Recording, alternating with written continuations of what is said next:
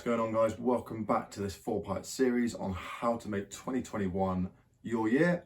Today is part 3 and we will be looking at sleep and stress management.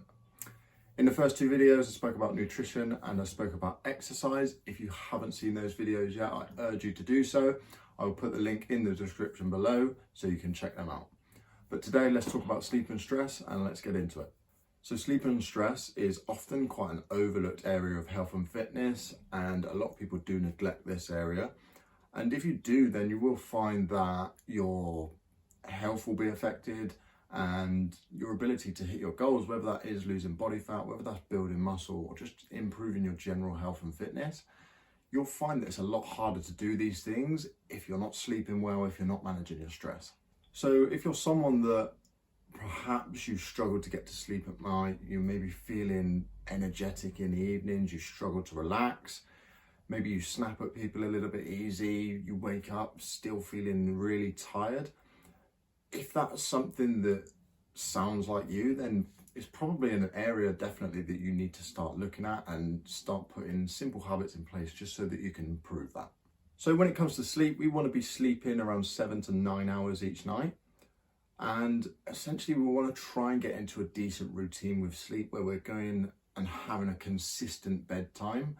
We're not going to bed, say 10 p.m. one night, 2 a.m. the next, 8 p.m. the next, where it's all over the place. We want to try and set ourselves up so we're having a consistent bedtime and a consistent wake up time. Now, this doesn't have to be perfect, but maybe 1 or 2 hours either side is going to be the best for you to get the best night's sleep. From there, we want to look at the lead up to bedtime as well. So we want to look at how we're winding down. Are we getting relaxed before going to bed? Are we chilling out in the evenings? Or are we maybe doing things that are maybe keeping us highly wired? So things like drinking coffee and things like that, maybe later in the afternoon, in the evening, or training in the evening, or having a big meal in the evening, say 1 to 2 hours before bed, then that's going to affect our ability to be able to sleep. So we want to manage these things. So we don't want to be having a big meal or coffee right before bedtime. And we also don't really want to be training or exercising right before bed either. Of course, if you're someone as well that works in like a highly stressed environment, you want to be able to wind down in the evenings. Now, maybe you might train as well. Now you've got to look at training as well, whether that be running, whether it be actual resistance training, something like that.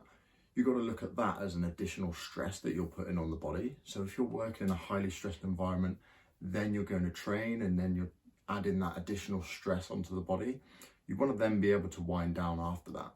So making sure that we have enough downtime in our day is going to be really key to reduce that level of stress. What you'll find is if you're really highly stressed, that is a massive cause for overeating in many, many people.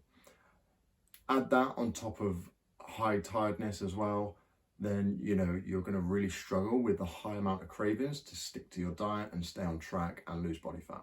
Sleep is also going to play a massive role in recovery. This is where your muscles are going to recover and grow, adapt and things like that. So if we're sleeping 7 to 9 hours, then first of all, we're going to feel good. We're going to be feeling ready for the day. We're going to be much more highly motivated and we're going to be recovering a lot better as well. So watching this video, you may have realized a few more things, you may have learned a few more things around sleep and stress and how they actually do play a massive role on your goals and your health and fitness and your ability to lose body fat, your ability to build muscle and your overall health as well.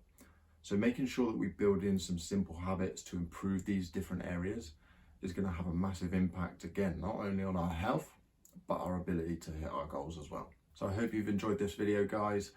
Hit a like and subscribe if you haven't already, and join me for part 4 next week where we'll be talking about mindset. Have a great day and I'll speak to you soon.